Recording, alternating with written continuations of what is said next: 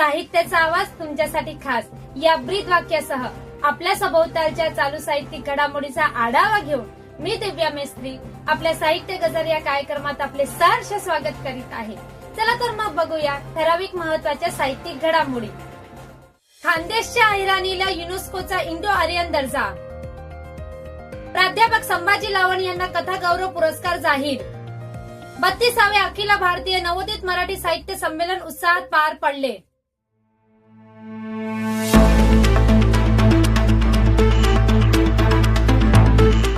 खानदेशच्या अहिराणीला युनेस्कोचा Indo Aryan दर्जा।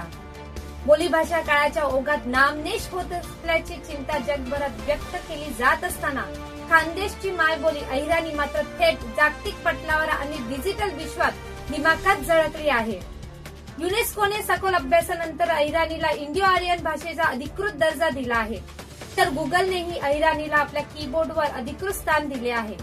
यामुळे आता नाशिक, धुळे, जळगाव पासून ते छत्रपती संभाजीनगर, पुणे आणि मुंबईच काय पण पूर्ण भारतभर तसेच अगदी परदेशातही विखुरलेला प्रत्येक खानदेशी तरुण आता थेट मोबाईलवर अहिराणीत व्हॉट्सअप टायपिंग करू शकणार आहे।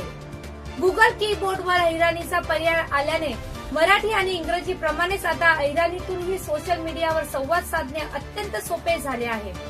नव्या पिढीला त्यांच्याच भाषेत व्यक्त होण्यासाठी हे एक भक्कम माध्यम मिळाले असून खानदेशवासियांमध्ये आनंदाचे वातावरण आहे।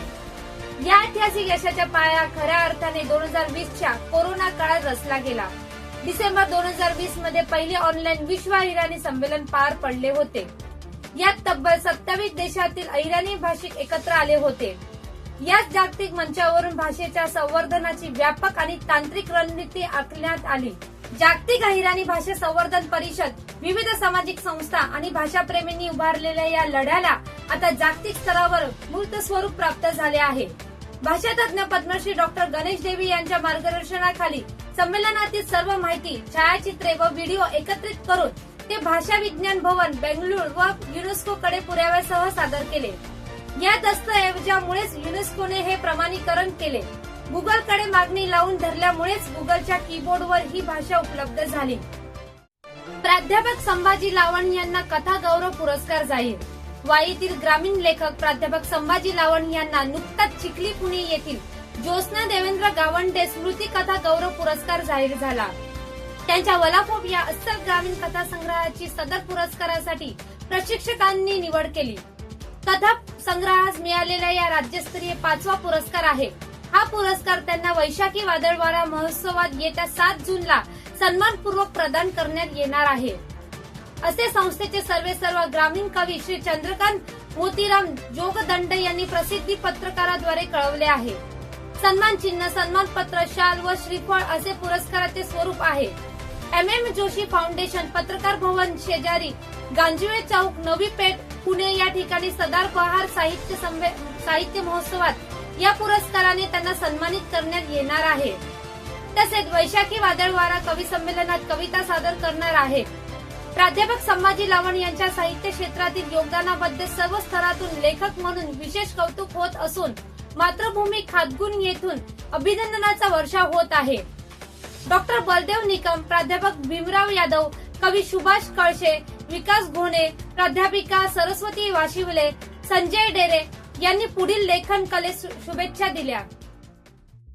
32वे अखिल भारतीय नवोदित मराठी साहित्य संमेलन उत्साहात पार पडले।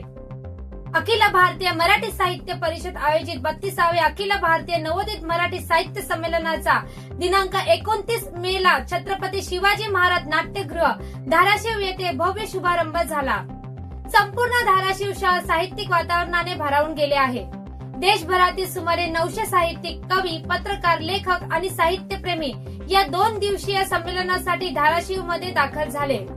लोकनेते स्वर्गीय अजितदादा पवार साहित्य नगरीत होत असलेल्या या संमेलनाचे उद्घाटन उपमुख्यमंत्री सुनेत्रा पवार यांच्या हस्ते झाले। त्यांच्या आगमनाबाबत धाराशिवकरांमध्ये विशेष उत्सुकता पाहायला मिळाली। सुप्रसिद्ध साहित्यिक डॉक्टर नंदकुमार राऊत हे संमेलनाध्यक्ष म्हणून, उबाठा गटाचे आमदार कैलास पाटील हे स्वागताध्यक्ष म्हणून कार्यरत आहेत। 29 मे सकाळी 9 वाजता छत्रपती शिवाजी महाराज चौकातून भव्य ग्रंथ दिंडी काढण्यात आली। साहित्य परिषदेचे राष्ट्रीय विश्वस्त गुरु भांगे यांच्या हस्ते दिंडीचे उद्घाटन झाले.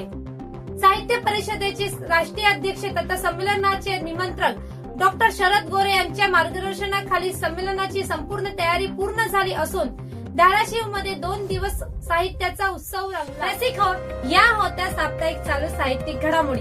चला तर मग भेटूया अशाच चालू साहित्यिक घडामोडीचा आढावा घेऊन पुढच्या भागात. तोपर्यंत लिहिते वा बदल घडवा.